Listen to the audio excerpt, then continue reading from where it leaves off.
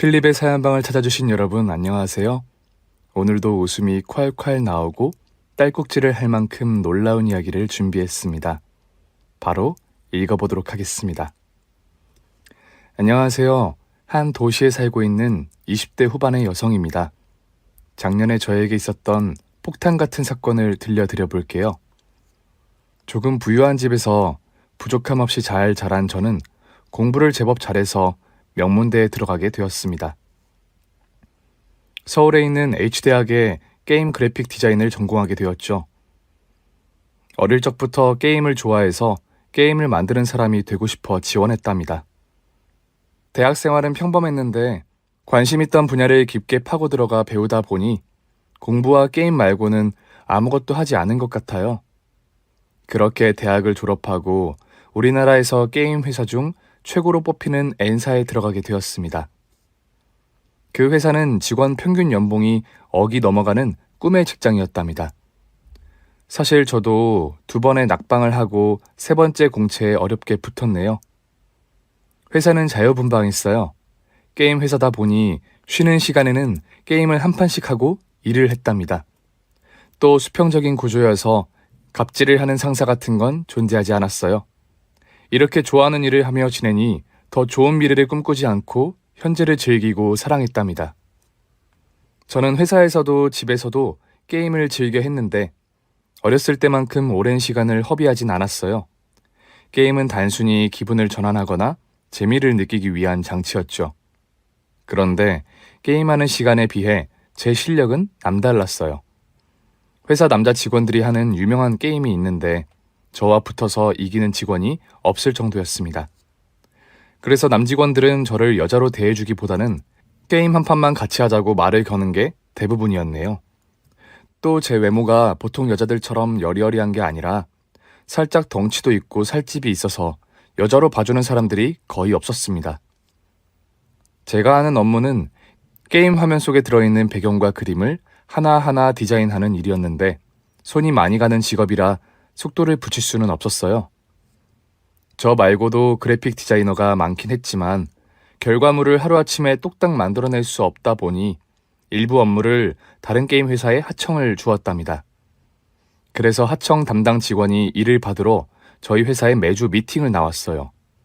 맡길 업무를 인수인계해주고 분담해서 작업을 했는데 제가 관리하는 하청 직원들 중 한 남직원의 디자인 실력이 뛰어나서 관심이 저절로 갔답니다. 주대리님, 이거 혼자 작업하신 거예요? 일주일 만에 이런 결과물을 만들어 오다니 대단하십니다. 아니, 이 실력으로 왜 작은 회사에 계세요? 제가 주제 넘은 발언을 했네요. 죄송합니다. 아니에요, 괜찮습니다. 사실 이 회사에 들어오고 싶은 적도 많았는데 지금 있는 회사가 친한 형이 세운 회사라 의리로 남아 있습니다. 그러시구나. 주대리님을 모시고 일하는 대표님은 억세게 운이 좋은 분이시네요. 만약 주대리님이 저희 회사 선배로 계셨다면 제가 엄청 따랐을 것 같아요. 과찬이십니다. 저는 그냥 게임이 좋아서 게임 만드는 일을 하는 것뿐이에요.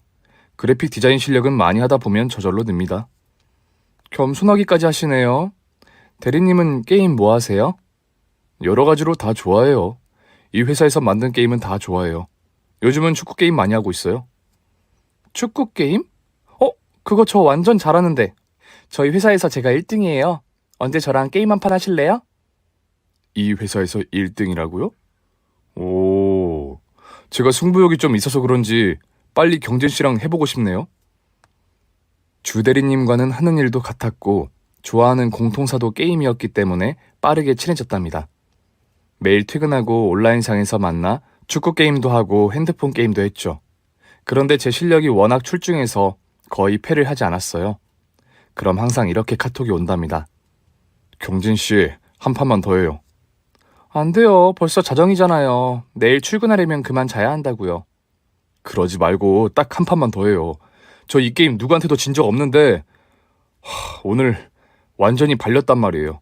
피가 끓고 있으니까 제발 한 판만 더 하고 주무세요. 좋아요. 라스트 한 판입니다. 이번에 지면 군말 없이 주무세요. 저는 마지막 게임은 일부러 봐줬어요. 빨리 자야 하는 것도 있었지만 주대리님과의 사이가 게임 때문에 틀어질까봐 그런 거죠.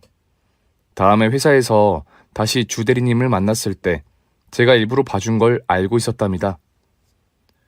경진 씨, 일부러 게임 봐주셨죠? 다음부터는 봐주지 않아도 됩니다.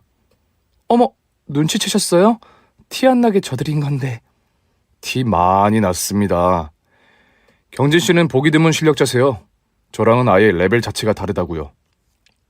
저는 배우는 마음으로 같이 게임을 하는 거니까 실컷 밟아주세요. 아셨죠? 네, 열심히 밟아드릴게요. 그럼 오늘 퇴근하고 각자 집에서 한판 할까요?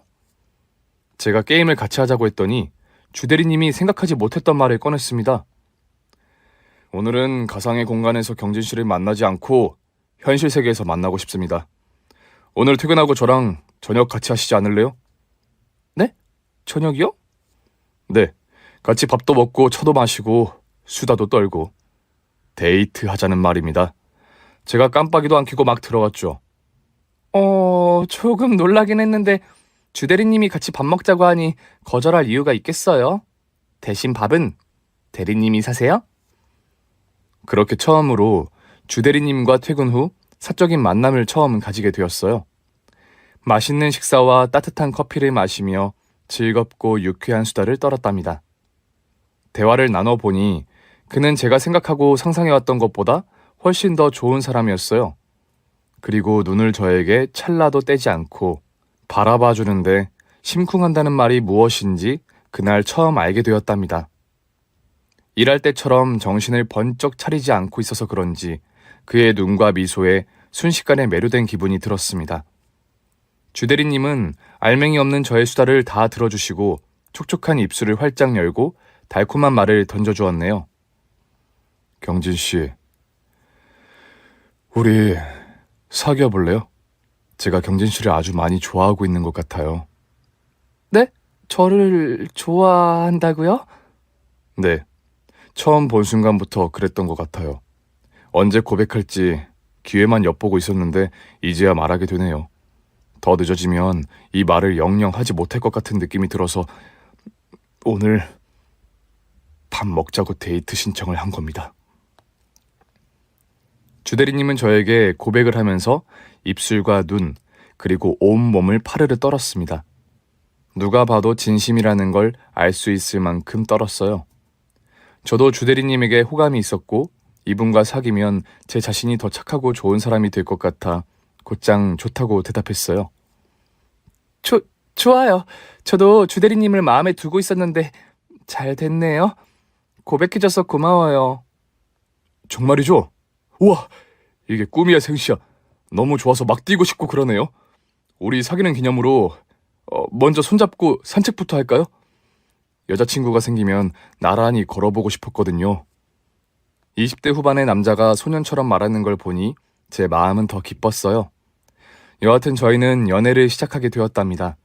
보통의 연애이지만 특별했고 어느 누구보다 많이 사랑했어요. 이 사람이 없으면 못 살겠구나 하는 마음이 들 정도로 주대리님에게 빠져버렸죠. 그도 저와 같은 마음이어서 사귄 지 3개월이 지나자 바로 결혼하자고 했답니다. 이에 저는 그건 너무 빠르니 모든 계절을 겪어보고 결정하면 안 되겠느냐며 나중에 더 멋있게 프로포즈하라고 대답했네요. 그래서 사계절을 강렬하면서 포근한 사랑을 했고 마음이 조금도 변치 않아서 주대리님의 프로포즈를 받아들였습니다. 저희 둘 다 20대이다 보니 준비되어 있는 게 없었어요. 사회생활을 오래 하지 않았으니 돈을 많이 모았을 리 없었죠. 그래도 전 억대 연봉을 받고 있어서 돈이 좀 모였는데 그는 선배 회사에서 적은 돈을 받고 일해서 경제적인 문제가 눈앞에 바로 보였답니다. 주대리님은 저희 집안과는 다르게 집이 좀 어려웠어요. 홀어머니가 유일한 식구인데 굳은 일을 많이 하셔서 무릎 연골이 닳고 닳아 인공연골로 수술을 받았고 더는 일하실 수 없다고 하셨답니다. 그의 배경을 알았을 땐 실망 같은 건 하지 않았어요. 제가 능력이 있고 저희 부모님의 배경이 있었으니까요. 주대리님은 저희 부모님께 저 하나는 책임질 수 있으니 돈 때문에 반대하지 말라고 했답니다. 자기가 대출을 받아서 조금 오래된 빌라에 전세를 얻어보겠다고 했어요. 엄마 아빠는 직업에 귀천이 없고 돈이 있고 없고는 상관하지 않는 분들이어서 주대리님의 패기와 열정을 보시고 결혼을 허락하셨답니다. 그리고 신혼집과 혼수, 그 밖에 결혼에 들어가는 자금을 모두 지원해 주신다고 했어요. 그러자 주대리님은 염치없지만 먼저 지원을 받고 갚아 나가며 살아가겠다고 말했답니다. 그리하여 저와 주대리님의 결혼은 오롯이 친정 부모님의 자금으로 이루었습니다. 신혼집은 번화가에 있는 고급 아파트였고 혼수도 모두 비싸고 실용적인 것들을 마련해 주셨죠. 시어머니는 당신의 아들이 이런 초호화 아파트에 살게 된 게 신기하기도 하고 당신이 해주지 못해준 걸 제가 해줘서 고맙다는 말을 100번도 넘게 하셨습니다. 우리 며느리 덕분에 내 아들이 가난해서 탈피한 것 같다. 애미 하나 잘못 만나서 고생만 해서 늘 미안했는데 며느리 네가 나 대신 큰 선물을 줬구나. 며느라, 아니 경진아, 앞으로 내가 너의 두 번째 엄마가 되어줄게. 엄마한테 부탁할 게 있으면 언제든 말만 해. 감사해요, 어머님. 저도 어머님을 친엄마처럼 생각하면서 지낼게요. 그래, 우리 딸 앞으로 잘 지내보자. 시어머니는 처음부터 저를 마음에 들어 하셨는데 날이 갈수록 더 예뻐해 주셨습니다. 저는 당연한 사랑이라고 생각하지 않고 며느리와 딸 역할을 해드리려고 최선을 다했어요. 생신을 챙겨드리는 건 기본이고 시아버지 제삿날에도 구슬땀을 흘리며 도와드렸죠. 또 시어머니를 얕보는 친구분들이 있다는 걸 알고는 백화점에 모셔가 명품으로 도배를 해드리기도 했답니다.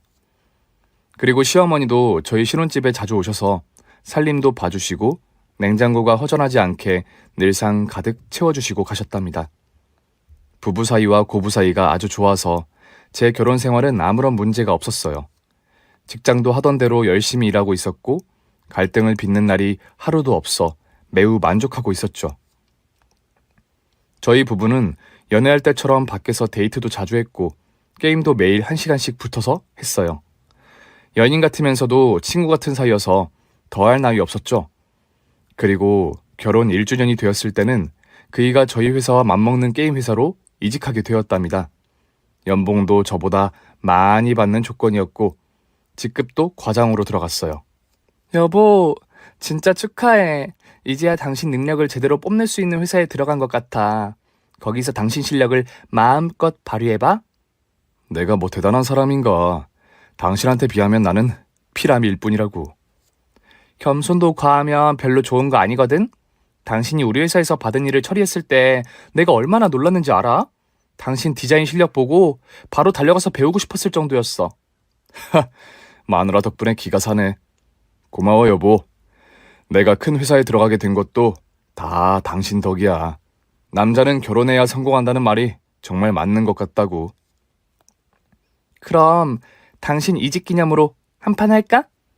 그러자. 얼른 침대로 가자. 누가 그 한판 하재? 게임 한판 하자고.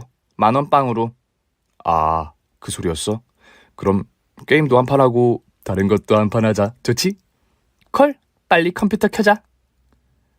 남편의 이직 기념으로 와인 한 병을 나누어 마신 뒤 저희가 신혼집 작은 방에 꾸며놓은 PC방에 들어가 실컷 게임을 했답니다. 결혼 후 제 게임 실력은 조금도 떨어지지 않아서 남편은 가지고 놀며 이길 수 있었네요. 적당히 봐주면서 했는데도 남편은 저에게 한 판을 이기는 게 어려웠답니다. 저희 부부는 부부 관계가 아주 좋은 편이었어요. 일반적인 횟수를 거뜬히 뛰어넘는 정도로 금실이 좋았답니다. 바로 애가 생기는 게 이상하지 않을 정도로 보였는데 일부러 아이를 갖지 않았어요. 주변 언니들이 출산은 되도록 늦게 하는 게 좋을 거라고 조언을 해주기도 했고 저도 남편과 신혼으로 몇 년을 더 보내고 싶은 마음이었어요. 남편도 제 생각을 존중해줘서 임신에 대한 갈등은 없었습니다. 그런데 남편이 큰 회사로 이직하고 태도가 변하신 시어머니의 생각은 다르셨어요. 매주 저희 집에 반찬을 채우러 오시면서 임신을 강요하셨답니다. 너는 애 안 갖니? 벌써 1년이 지났는데 아직도 깜깜무소식인 거야? 어머님, 저희 아이 늦게 가지겠다고 말씀드린 것 같은데. 너 말이 짧다. 같은 데는 반말이잖아. 내가 얼마나 편하면 말투 하나하나가 명령조야? 너 선을 아주 세게 넘고 있는 거 알고 있니? 거북하셨다면 죄송해요. 앞으로 조심할게요. 그런데 저희는 아이를 당장 갖지 않을 거예요. 또 명령조로 말하네. 아우, 재수없어. 너는 내가 시어머니가 아니라 가정부인 줄 아는 거니? 어머니, 그럴 리가요. 제가 원래 할 말은 꼭 하잖아요. 그래, 니 잘났다. 그런데 나도 할 말은 해야겠다. 하루빨리 손주를 봐야겠으니까 올해 안으로 애 가져라. 내 나이 내일 모레 칠순이니까 빨리 낳으라고. 남편이 억대 연봉의 회사에 들어가자 시어머니는 이렇게 달라지셨습니다. 친딸처럼 대해주던 모습은 온데간데 없이 사라졌답니다. 그렇게 임신을 강요하셨는데 저는 한 귀로 흘려버렸어요. 당장 엄마가 될 준비도 되지 않았는데 억지로 아이를 낳고 싶지 않더라고요. 그래서 시어머니는 매주 한 번씩 반찬을 가져다 주시며 잔소리를 늘려갔습니다. 너, 이제 이 관둬도 되지 않니? 내 아들이 너보다 잘 버는데 둘 다 일할 필요가 있을까? 넌 그냥 집에서 살림하면서 애기나 갖지 그래. 네? 갑자기 일을 관두라고요? 어머님, 결혼 전에도 말씀드렸지만 저는 제 일을 자랑스러워하고 끝까지 하고 싶습니다. 나중에 아이를 낳아도 직장은 계속 다닐 거라고요. 그러니까 저더러 이래라 저래라 하시지 않으셨으면 좋겠어요. 어머머머, 눈 똑바로 뜨고 말하는 것 좀 봐라. 그냥 한번 권유했는데 아주 잡아먹을 기세로 달려드는구나. 어디 며느리 무서워서 하고 싶은 말을 제대로 하겠니? 시어머니와 제가 기싸움을 하자 남편이 끼어들더군요. 그리고 그이는 효심 가득한 아들이었습니다. 당신, 우리 엄마한테 말하는 게 왜 그 모양이야? 마치 파출부한테 가르치듯 말하고 있잖아. 시어머니가 며느리한테 일 좀 쉬라고 했다고 열을 올려? 당장 사과드리고 시키는 대로 하겠다고 말씀드려. 내가 뭘 잘못했고 왜 시키는 대로 해야지? 당신이 빌빌거릴 때는 한마디 터치도 안 하시더니 큰 회사에 옮겨서 잘 나가기 시작하니까 갑질을 시작하시는 거 조금 웃기지 않아? 이게 미쳤나? 너 한마디만 더 하면 가만두지 않겠어? 시어머니와 마찬가지로 남편 또한 태도가 달라져서 왜 결혼을 서둘렀을까 하는 후회가 들었답니다. 왜 연봉에 따라 성격이 달라지는 건지 허무하고 화가 났습니다. 저에게 사과하고 입 다물라고 경고한 남편에게 이렇게 대답해줬네요. 한마디. 자, 가만두지 않고 어쩔 건지 보여줘. 진짜 웃기는 여자네. 말을 말자. 엄마, 미안해. 내가 대신 사과할게. 오늘은 그냥 가. 내가 말 잘해서 아이 가지도록 할게. 내 말도 안 듣는 애인데 네 말을 들을까? 어쨌든 며느리년 무서워서 그만 가련다. 떠나가는 시어머니에게 안녕히 가시라고 인사를 드렸더니 뒤도 돌아보지 않으셨어요. 그러자 남편은 제 얼굴을 보고 짜증의 한숨을 내쉬더니 게임을 하러 방으로 가더군요. 이 일로 남편과 사흘 동안 대화를 하지 않았습니다. 그이는 아예 제 눈을 쳐다도 보지 않았답니다. 저도 싸움에서 지기 싫었지만 너무 답답해서 먼저 사과의 말을 꺼냈어요. 언제까지 날 투명인간 취급할 건데 미안하니까 그만하자. 그 말은 뭐야? 아이를 가지겠다는 말이야? 그건 아니고 나 아직 준비가 안 됐어. 내후년에 나 30대가 되면 그때 갖자. 또 자기 멋대로네. 나나 엄마는 생각도 하지 않는 거지? 당신은 철저한 이기주의자야. 자기 혼자만 생각하고 주변은 돌아보질 않는다고. 여보, 결혼 전에 다 얘기했잖아. 아이는 최대한 늦게 가지고 난 마흔에 애를 낳을 생각이었는데 10년이나 앞당기겠다고 결심한 거라고. 여보, 우리 이런 거로 싸우지 말자. 결혼한 지 겨우 1년밖에 되지 않았잖아. 에휴, 내가 뭐라고 해봤자 네 마음이 바뀌는 것도 아닌데 어쩌겠어. 알았다. 당신 애 낳고 싶을 때 낳아. 됐냐? 그이는 전처럼 2세 계획이 없었는데 시어머니가 옆에서 닥달을 하도 많이 해서 그런지 자식을 키우고 싶다고 난리였어요. 게다가 자기가 이젠 능력되는 남자니까 생활비 받으면서 조신하게 살림하라는 말까지 시어머니가 했던 멘트 그대로 떠들더라고요. 계속 한 귀로 흘려봤는데 매일같이 애를 낳아달라, 일을 때려치워라, 집에서 밥이나 하고 살아라 등등 여자들이 들으면 기분 나빠할 말들을 했답니다. 그래서 한두 달 정도를 하루도 빠지지 않고 싸웠고 각방을 썼던 것 같아요. 그러다 보니 스트레스가 저도 모르게 꽉 차버려서 어디엔가 분출을 해야만 했습니다. 어느 주말 친구가 집으로 초대해서 오랜만에 놀러 갔는데 제 눈에 사랑스러운 생명이 보였답니다. 친구가 키우던 푸들 강아지가 새끼를 낳았는데 너무 귀엽고 예뻐서 눈이 부시더라고요. 우와, 주주가 새끼를 낳았네? 진짜 사랑스러워. 어떡해. 역시 넌 예뻐할 줄 알았어. 너 강아지 좋아해서 불렀다. 고맙다, 기집애야. 이런 영광적인 순간을 선물해줘서. 그냥 보라고 부른 거 아니야. 경진이 네가 주주 새끼를 키워달라고 부른 거야. 어때? 나야 완전 좋지. 내가 데려다 키울게. 진짜 잘 키울 거야. 저는 손보다 작은 강아지를 품에 안고 온갖 감탄사를 자아내며 행복한 시간을 가졌어요. 그 순간 제가 겪었던 작은 스트레스는 벌써 잊혀져 버렸고 강아지를 키우며 지낼 미래가 상상되어 설렘만 가득했답니다. 강아지를 안고 친구 집에서 나와 가벼운 발걸음으로 집으로 돌아갔어요. 아직 남편과 냉전 중이어서 다녀왔다는 말도 하지 않고 안방으로 들어갔답니다. 1시간 동안 강아지를 껴안고 놀고 있었는데 게임하는 방에서 재채기 소리가 들려왔어요. 남편이 감기라도 걸렸는지 쉬지 않고 애취거리더군요. 신경이 쓰여 가서 말이라도 걸어보려고 강아지를 안고 작은 방문을 열었습니다. 당신 감기야? 왜 이렇게 재채기를 많이 해? 에치! 에치! 당신 그거 뭐야? 안고 있는 게 뭐냐고. 설마 강아지야? 귀엽지. 내 친구 강아지가 새끼를 낳았는데 나더러 키우라고 해서 데려왔어. 당장 가서 돌려줘. 나 개털 알러지 있단 말이야. 단순히 재채기만 하는 게 아니라 온몸에 두드러기가 났고 붓는다고. 그것뿐만 아니라 호흡곤란까지 온단 말이야. 빨리 그 개새끼 데리고 나가. 뭐? 그게 진짜야? 그럼 내가 거짓말을 하겠냐? 빨리 데리고 나가고 집안 청소해! 남편이 흥분하며 말했는데 저는 그이 걱정이 되더라고요. 저 때문에 괜히 아플까봐 염려되었죠. 그래서 곧장 집에서 나와 친구에게 돌아가 미안하게 됐다며 주주 새끼를 키울 수 없게 되었다고 전하고 강아지를 두고 나왔답니다. 아쉽긴 했지만 남편의 강아지 털 알러지 때문에 다른 방법이 없었으니 그냥 강아지를 포기했어요. 다시 집으로 돌아갔더니 남편 눈이 퉁퉁 부은 채로 재채기를 계속하고 있었습니다. 당신 눈이 왜 그래? 설마 강아지 털 알러지 때문에 그런 거야? 미안해. 괴로워. 약국 가서 약 좀 사다 줘. 그리고 집안 환기시키고 청소기 한번 돌려. 알겠어, 빨리 다녀올게. 여보, 진짜 미안해.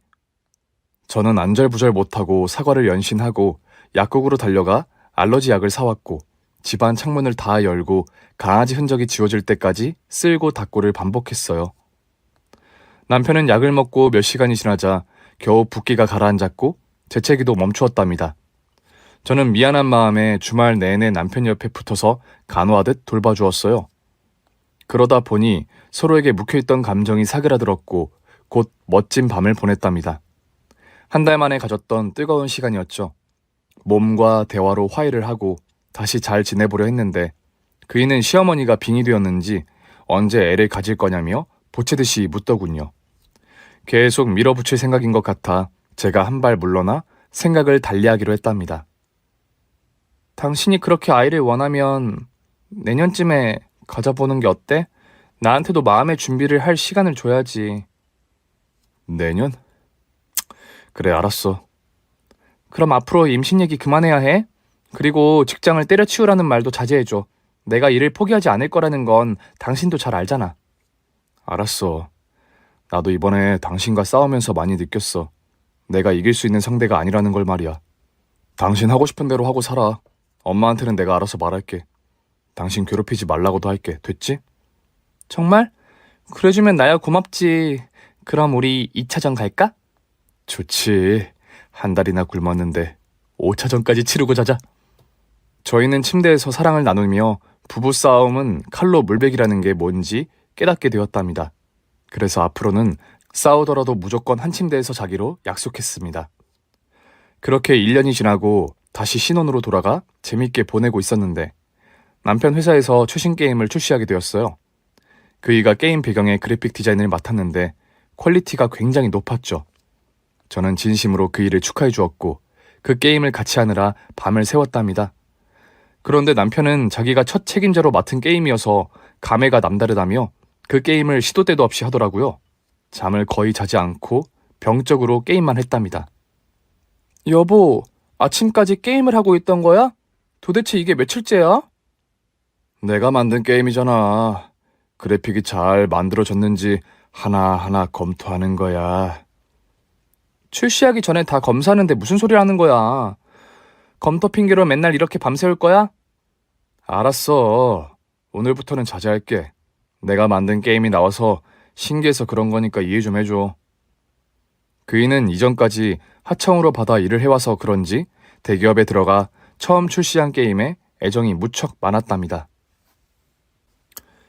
그래도 밤을 계속 새우는 건 좋지 않으니 각별히 주의를 시켰죠. 다행히 게임하는 시간을 퇴근 후 저와 함께 2시간만 하기로 약속했답니다. 게임에 일가견이 있던 제가 남편이 만든 게임을 익히는 건 어렵지 않았어요. 게임들이 원래 승부를 내는 것이다 보니 다 거기서 거기였죠. 그런데 남편이 얼마나 많은 연습을 했던지 제가 한 번도 그 일을 이기지 못했답니다. 당신 게임을 얼마나 많이 했길래 실력이 그렇게 좋아? 고수가 따로 없네? 당연하지. 내가 레벨 올리려고 며칠 밤을 새운지 당신도 알잖아. 내 목표가 이 게임의 지존이 되는 거니까 기대하라고. 여보, 당신은 내 상대가 되지 않으니까 각자 다른 상대랑 해보자. 그이는 저보다 더 잘하는 사람을 찾겠다며 여러 게임 유저들과 대결을 펼쳤는데 단 한 번도 패하지 않았답니다. 그렇게 자신의 상대가 없다며 좋아하고 있었는데 어떤 고수를 만나게 되었어요. 처음 한 판을 지자 자기가 실수로 졌다며 다시 도전을 해봤는데 누군지 모를 게임 유저는 초고수였어요. 월등하게 남편을 꺾어버리고 계속해서 레벨을 올리고 있었답니다. 6판 연속을 패한 남편은 화가 나서 채팅창에 욕을 썼어요. 야, 너 얌생이 좀 쓰지 마. 치사하게 이기니까 재밌냐 더러운 새끼야? 퓨, 꼭 게임 못하는 것들이 얌생이 쓰지 말라더라. 너 더럽게 못하는 초보거든. 주제를 알고 덤벼라 등신아. 이게 쳐 돌았나? 니 몇 살이야? 너 초딩이지? 너희 엄마가 게임 오래 하게 그냥 두냐? 공부나 쳐해라 꼬맹아. 지랄, 애미 출탄 새끼야. 어디서 엄마 드립을 쳐? 뭐? 이 새끼 봐라. 욕 존나게 하네. 너 내가 누군지 알아? 몰라. 알고 싶지도 않고. 찌질한 초보놈아. 까불지 말고 엄마 젖이나 더 처먹고 와라. 채팅창에 욕을 주고받으며 싸우길래 제가 그만하라고 그 일을 말려봤어요. 하지만 남편은 게임도 지고 욕도 들어먹어 화가 많이 났는지 이미 눈이 뒤집혔답니다. 넌 내가 붙었던 상대 중 제일 못하는 놈이야. 발로 해도 이길 것 같다고. 이런 개우라지 새끼야. 닥쳐 튀기 새끼야. 상대 게이머의 채팅에 저와 남편은 무슨 말인지 이해를 못했답니다. 여보, 튀기가 뭐야? 글쎄, 나도 처음 들어봐. 검색해볼게. 바로 검색창에 튀기를 검색해봤더니 이 세상 최고의 욕이라고 뜨더군요. 혼혈 아들에게 하는 막말이었는데 부모 욕까지 싸잡아서 쓰는 비속어더라고요. 이걸 알려줬더니 남편은 분노하며 채팅창에 바로 대꾸를 했습니다. 이 개자식아, 만나자. 만나서 현피 뜨자, 씹어먹을 자식아. 얼마든지 와서 덤벼봐, 튀기야. 주소랑 전번 남길 테니까 찾아와봐. 그리고 남겨진 주소를 슬쩍 봤더니 저희가 사는 곳과 멀지 않은 곳이었습니다. 남편은 바로 핸드폰으로 주소와 전화번호를 사진으로 찍고 게임을 꺼버렸어요. 그리고 옷을 챙겨 입더니 나가려고 하더라고요. 뭐야? 진짜 가려고? 그러지 마. 당신이 참으라고. 상대가 초딩 같은데 왜 괜히 열을 올려. 초딩이면 훈계하고 다 큰 성인이면 쓴맛을 보여주고 올게. 나 이대로 못 넘어가. 신성한 내 게임 안에서 더러운 막말 쓰는 놈을 퇴치해야 한다고. 제가 여러 번 말려봤지만 남편은 듣지도 않고 바람같이 나갔습니다. 집 앞까지 달려가 말려봤지만 어찌나 빨리 뛰던지 놓쳐버리고 말았어요. 그래서 전화를 걸어봤더니 받지 않았고 문자로 참고 돌아오라고 보내봐도 답장을 하지 않더라고요. 일이 커지면 어쩌나 싶어 불안한 마음으로 남편을 기다렸습니다. 집에서 발을 동동 구르고 그 일을 기다리고 있었는데 4시간 정도가 지나자 집에 들어왔어요. 남편은 술을 얼마나 많이 마셨던지 얼굴이 새빨갛고 알코올 냄새가 심하게 진동했습니다. 뭐야? 현피ጥ으로 나가서 술을 들이붓고 온 거야? 그 자식 만나봤더니 나보다 어린 놈이더라고. 술 한잔 하면서 훈계하고 왔어. 다신 막말과 욕을 쓰지 않겠다고 약속받고 왔어. 아유, 그래도 다행이네. 눈탱이 밤탱이 돼서 오면 어쩌나 했는데 술 먹고 풀었다니까 다행이야. 그래도 다음부터는 현피 뜬다고 나가고 그러지 마. 나 가슴이 조마조마해 죽는 줄 알았다고. 다행히 남편은 무사했고 상대 게이머와 화해했다는 말에 마음이 놓였습니다. 그런데 다음 날부터 남편이 늦게 들어오기 시작했어요. 빨리 집에 와서 게임하는 게 인생 최고의 행복이라는 사람이 마시지 않던 술을 마시고 들어왔으니 수상함이 느껴졌답니다.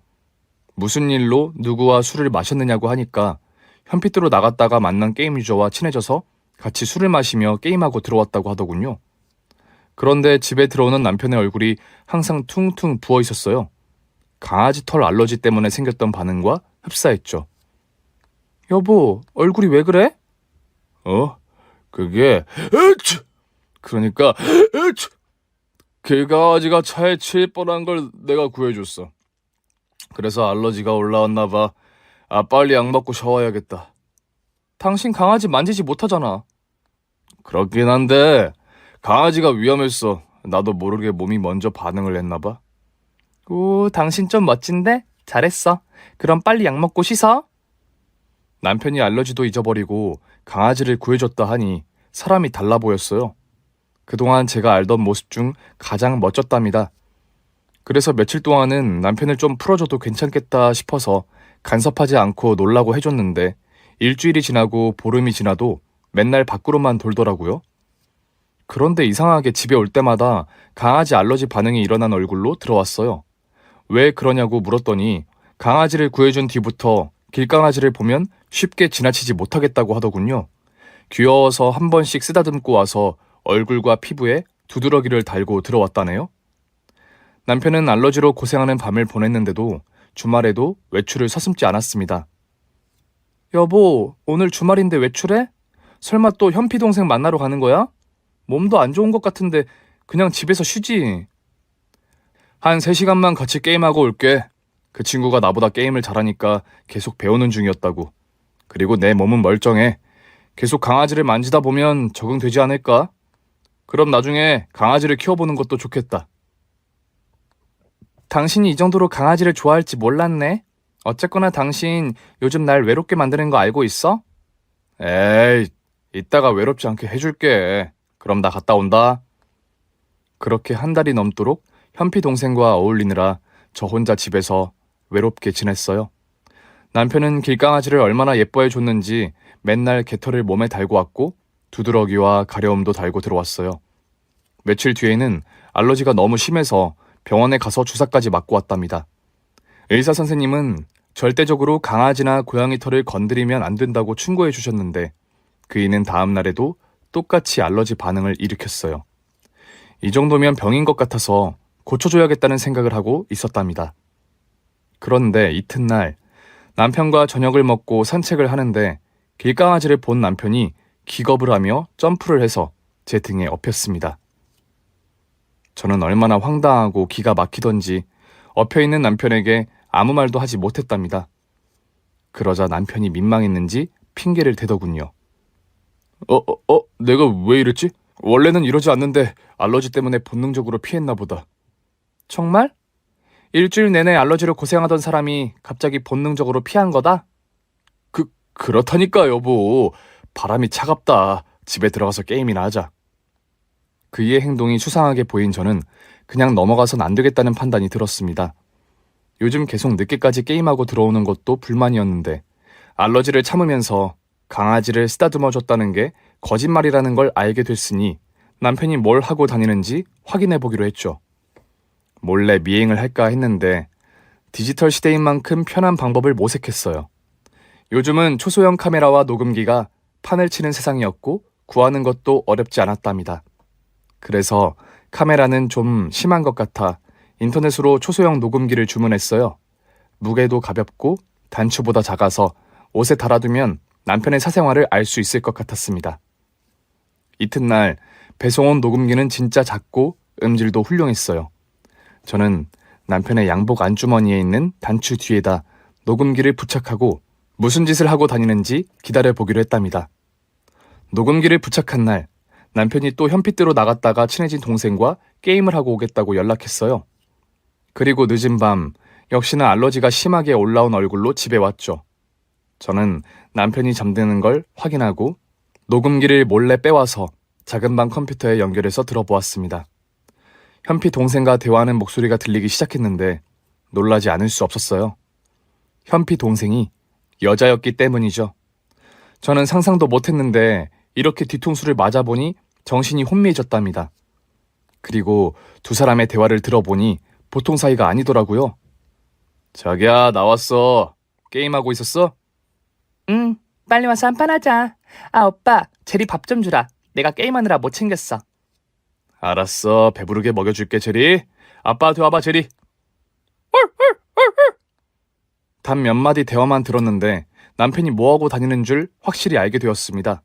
강아지 털 알러지를 맨날 달고 들어오는 이유가 애완견을 기르는 상간녀의 집에 가서 바람을 피우고 와서였던 겁니다.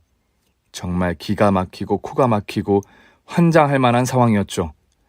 외도를 상상하지 못했기 때문에 놀란 가슴을 진정시키는 데에는 시간이 조금 필요했답니다. 1시간 동안 창문을 열고 숨을 천천히 들이마셨다 내쉬며 평정심을 찾으려고 애썼습니다. 어떤 결정을 하고 행동을 해야 할지 생각을 하면서 말이죠. 이윽고 마음을 가라앉히고 다시 녹음된 목소리를 이어 듣기 시작했어요. 두 분류는 게임을 실컷 하고 침대에서 그 짓을 실컷 하더군요. 더러운 목소리가 그대로 들리는데 온몸에 소름이 돋았답니다. 하지만 한마디의 말도 놓치지 않고 들으려고 빨리 돌리지 않고 모든 목소리를 귀에 담았어요. 이윽고 두 분류는 침대에서 더러운 짓을 끝내고 대화를 나누더군요. 자기야, 맨날 자기 집에서만 하니까 재미없다. 우리 주말에는 호텔에 갈까? 이 오빠가 그 정도 능력은 된다고. 호텔? 난 그런데 별로야. 스릴이 없잖아. 난 오빠 집에서 하고 싶은데 오빠 마누라 없을 때 후다닥 하고 나오면 엄청 스릴 있을 것 같지 않아? 우리 집에서? 오, 들어보니까 벌써부터 흥분된다. 그럼 마누라 외출했을 때 자기 부를 테니까 달려와야 해? 좋아. 그때는 내가 신상 속옷을 입고 갈게. 오빠가 좋아하는 스타일로 말이야. 좋았어. 그 약속 꼭 지켜. 아, 빨리 마누라 내보낼 계획을 세워봐야겠다. 두 년놈은 하다 제 침대에서 불륜을 해보자고 머리를 맞대고 있더군요. 그 대화를 듣고 나자 속이 울렁거려서 바로 화장실로 달려가 오바이트를 했답니다. 역겨운 짐승과 결혼을 해서 한 집에 살고 있다는 게 믿기지가 않았죠. 속을 개워내고 거울을 보며 남편놈과 상간녀의 머리 위에 앉을 생각을 떠올렸습니다. 남편이 집에 돌아왔을 땐 당연히 아무것도 모른 척했어요. 이미 그이와 끝내기로 마음먹었기 때문에 생각한 계획대로 움직이기로 했죠. 이틀이 지나고 금요일이 되자 제가 먼저 남편이 좋아할 만한 이야기를 건네주었답니다. 여보, 내일 나 친정 좀 다녀와도 돼? 엄마가 등산하시다가 발목을 접질렀나 봐. 집에서 누워만 계신다는데 한번 가봐야겠어. 제 말에 남편은 반가운 기색을 감추려고 애쓰는 게 보였어요. 억지로 걱정하는 표정을 지으며 대답했답니다. 장모님이 다치셨어? 그럼 같이 가봐야지. 아니야. 엄마가 꽤 쭈쭈하다고 당신은 데리고 오지 말랬어. 엄마도 여자니까 당신이 이해해? 그래? 할 수 없지. 그럼 당신이 가서 잘 보살펴드리고 와. 맛있는 것도 사드리고 말이야. 응. 나 친정 가서 하루 자고 올 테니까 당신 혼자 집에 있어? 그래야지. 에휴, 장모님이 다치셨다니까 마음이 안 좋네. 그렇게 남편은 제 거짓말에 홀랑 속아버렸답니다. 저는 미리 준비해둔 소형 카메라를 안방 천장에 달았어요. 핸드폰으로 실시간 감시가 가능한 기능까지 있었죠. 형광등 모서리 끝에 붙였더니 티가 나지 않아 걸릴 것 같지 않더라고요. 설치를 하고 남편에게 인사를 하고 집을 나와서 아파트 입구에서 잠복을 시작했습니다. 그런데 제가 집에서 나온 지 30분도 되지 않아 남편이 밖으로 나왔고 곧 상간녀가 차에서 내려 남편과 아파트 안으로 들어갔답니다. 저는 먼저 제 차 트렁크에 숨겨놓았던 야구 방망이와 개털 뭉치를 꺼내고 안방 카메라 영상을 켜고 기다렸어요. 두 년놈은 먼저 작은 방에서 게임을 하고 있었는지 안방의 모습을 드러내지 않더라고요. 하지만 두어 시간이 지나자 제 예상대로 남편과 상간녀가 안방에 들어왔습니다. 그리고 제 눈을 뽑아버리고 싶은 장면이 시작되었습니다. 저는 곧장 엘리베이터를 타고 올라가 집 도어락을 열고 들어갔습니다. 두 년놈은 누가 온지도 모르고 계속 그 짓거리를 하고 있는 것 같았어요. 전 방문을 스르륵 열고 야구 방망이를 허공에 휘둘렀습니다. 이윽고 두 년놈이 인기척을 느끼고 저를 바라봤어요. 여보! 엄마야! 아주 지랄들을 하시고 있네. 이 잡종 튀기년 놈들아. 이 발정난 것들을 어떻게 족쳐줘야 할까? 여보, 그 방망이 뭐야? 설마 그걸로 우리를 패려는 거 아니지? 우리 대화로 해결하자, 어? 닥쳐! 이제부터 니들은 뒤질 준비해라, 이 개자식들아. 저는 야구 방망이를 휘둘러 남편의 온몸을 강타했고 소중이라 불리는 주요 부위를 내려쳤습니다. 그이는 신음을 뱉으며 침을 질질 흘리며 살려달라고 제발 그만하라고 아우성이었습니다. 여보, 거긴 안 돼! 개털 알러지까지 참아가며 바람을 피워? 네가 그렇게 인내심이 막강한 놈인지 처음 알았다, 이 개자식아. 남자 새끼들은 가운데 다리를 조심해야 한다는 걸 제대로 느끼게 해줄 테니까 손 치워! 한 번 더 남편의 그곳을 박살내고 이어서 상간녀에게 방망이를 휘두르려는데 그년이 제 행동을 막는 말을 꺼냈어요. 이봐요, 언니, 잠깐! 나 임신했어요. 오빠 애를 가졌다고요. 희년이 어디서 구라를 쳐. 닥치고 처맞기나 해. 진짜야! 그 여자 내 애를 가졌어. 그래서 당신한테 이혼하자는 이야기를 할 생각이었다고. 날 개패듯이 팼으니까 이쯤에서 그만두고 대화로 해결하자. 임산부라는 거지? 그럼 머리채나 뽑아야겠네. 일로 와, 튀기년아. 알몸으로 자빠져 있는 상간녀에게 달려가 머리채를 잡았습니다. 그리고 풍차 돌리기 하듯 빙빙 돌렸어요. 야, 이 미친! 그만해! 존나 아파! 이봐요! 언니, 죄송해요! 아직 멀었다, 이년아. 유부남 꼬셔서 걸레처럼 놀아나니까 재밌었지? 너 스릴 있는 거 좋아한다고 했잖아. 내가 오늘 스릴의 끝장을 보여줄 테니까 즐겨봐! 저는 상간녀의 머리카락을 쥐어뜯고 따기 몇 대를 날려주었습니다. 큰 사달이 나지 않을 정도로만 조져주었죠. 그리고 상간녀 머리채를 잡은 채 개털 뭉치를 꺼내 남편 면상에 실컷 비벼주었습니다. 개털이잖아! 퇴! 그래, 이 개자식아. 전현 집에 가서 잘도 버티더니만 내가 준 개털은 참기 어렵니? 주둥이 벌려봐. 해보라고. 여보, 살려줬어. 내가 잘못했어. 언니, 이것 좀 놔주세요. 이러다 머리털 다 빠지겠다고요. 아직 남은 게 있어. 니들 한 짓거리를 니들 부모한테 보내줘야겠어. 다 같이 감상하면 재밌지 않겠어? 영상은 내 핸드폰으로 저장했으니까 시어머니 번호 누르고 어이 잡종년, 니네 부모 번호 대봐. 언니, 왜 이러세요? 이러지 마세요, 제발. 저희 부모님은 유부남 사귀는 것도 모르고 임신한 것도 모르신다고요. 그래? 더 잘됐네. 뒤지기 싫으면 당장 번호 불러. 상간녀가 버티고 있자 제가 상간녀 핸드폰을 찾았어요. 그리고 상간녀의 지문을 가져다 대서 잠금을 풀고 부모의 전화번호를 찾아 제 핸드폰에 눌렀습니다. 저는 희열을 느끼며 시어머니와 상간녀 부모에게 바람 피우는 영상을 전송했어요. 상간녀는 이제 부모님한테 죽었다며 울고 불고 난리를 쳤어요. 그런데 남편은 꽤 침착했답니다. 영상을 보낸 지 1분 만에 시어머니한테 전화가 걸려왔는데 이미 모든 걸 알고 있었다네요. 이게 다 네가 애 낳길 거부하고 콧대 높고 싸가지 없어서 이 사달이 난 거 아니야. 남편 무시하고 괄시해서 내 아들이 눈을 돌린 거라고. 원래 바람은 쌍방이야. 네가 당한 거라 생각하겠지만 너도 책임이 있다고. 야, 내 아들이랑 새 며느리 그만 괴롭혀라. 너만 물러나면 일이 쉽게 풀리는 걸 모르겠니? 어머님, 아주 당당하시네요. 그런데 제가 쉽게 이혼해 줄 것 같으세요? 일단 이 집과 혼수, 자동차 등등 이 집 재산은 모두 제 거인 거 아시죠? 그리고 불륜 증거까지 다 있으니 아마 위자료가 온팡 깨지실 겁니다. 그뿐만 아니라 이 동영상이 제 손에만 있을 거란 생각은 하지 마세요. 어머님의 잘난 아들의 회사에도 보내줄 겁니다. 억대 연봉은 이제 물 건너 갔다고요. 제가 경고의 말을 했더니 시어머니가 상황의 심각성을 이해하더라고요. 이게 세아가 너 왜 그러니? 우리가 원수가 되면서까지 헤어질 필요가 있을까?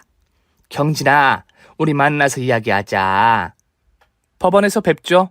이혼 재판 때 놀러 오세요. 제가 어떻게 밟아주는지 보여줄 테니까. 그렇게 전화를 끊어버리자 남편과 상간녀가 무릎을 꿇고 빌었습니다.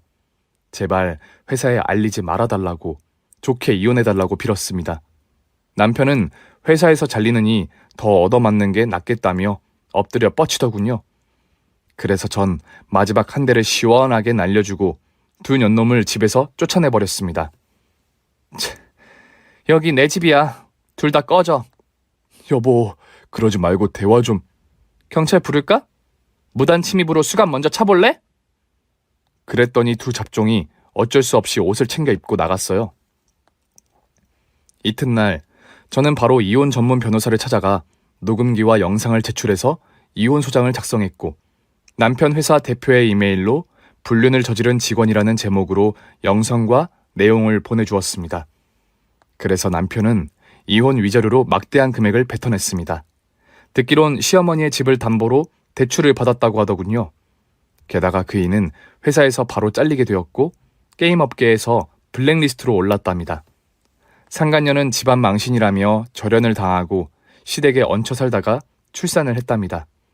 그렇게 모든 게 끝난 것 같지만 아직 결과가 더 남아 있었어요. 전 남편이 어떻게 살고 있는지 계속 알아보고 있었는데 1년 동안 상간녀와 시댁에서 같이 살고 있었는데 경제적 능력이 없고 게임에만 미쳐 사는 놈을 남편으로 계속 두고 싶지 않아 이혼을 요구했는데 계속 거절하더래요. 그래서 상간녀는 애를 버리고 야반도주를 했고 애를 키우게 된 건 시어머니였답니다. 돈 한 푼 없는 신세인데 자식이 회사에서 잘리고 게임만 하고 있으니 시어머니 혼자 알바를 뛰고 애를 키우며 고군분투하고 있다네요. 전 남편은 시모의 잔소리와 애기 우는 소리를 듣기 싫어서 집을 나갔는데 노숙을 하며 받은 돈으로 PC방에 가서 게임을 하면서 산답니다. 억대 연봉을 받다가 바람나서 응징을 하더니 길바닥 시궁창 신세가 된 거죠. 나중에 객사로 인생을 조질 것으로 예상이 듭니다. 또 얼마 전에는 상간녀의 마지막 소식을 들었는데 진짜 웃겼어요. 글쎄, 스릴 있는 그 짓을 즐기려고 어떤 남자와 베란다에서 애정 행각을 벌이다가 몸이 기울어져 추락해서 사망했다고 합니다. 뉴스에서 보고 저런 인간들이 다 있나 했는데 바로 그년이었던 거죠. 이런 걸 보면 하늘이라는 게 있고 신이 있는 것 같아요. 저 하나 바보 만들려고 했던 인간들은 뿌리까지 뽑혀버리는 응징을 당했네요. 세상에 바람 피우는 것들은 싹 청소가 되어야 한다고 생각합니다. 혹시 배우자가 바람을 피워서 괴로움을 겪는 분들은 꼭 하늘이 있다고 믿으시길 바랍니다. 저의 이야기로 시원하시고 위로가 되었으면 좋겠네요. 그럼 이만 돌아가 보겠습니다. 오늘의 사연이 재미있으셨다면 구독과 좋아요를 꼭 눌러주세요. 저는 다음 시간에 더 스릴 넘치는 이야기를 들고 찾아오겠습니다. 안녕히 계세요.